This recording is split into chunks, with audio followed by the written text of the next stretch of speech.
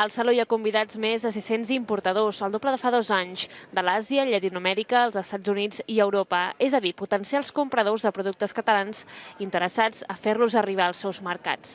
La carn, el vi i l'oli d'oliva encapçalaran els estands que esperen 40.000 visitants de 140 països diferents. En aquesta 20a edició s'han doblat els programes d'internacionalització i hi ha programades més de 8.000 reunions entre expositors i compradors. La primera posibilidad que tiene una pyme para salir tiene otras, pero la primera clara es alimentaria, es decir, que realmente esas más de 8.000 entrevistas de tipo de contacto comercial que se montan en esta alimentaria. Es lo que necesitan las pymes, porque por ahí se empieza, ¿no? Y a partir de ahí, pues yo creo que esto es un servicio al sector muy importante. Es presentaran novetats com ara kits de paella per la muntanya o la platja o un iogurt fet amb oli d'oliva.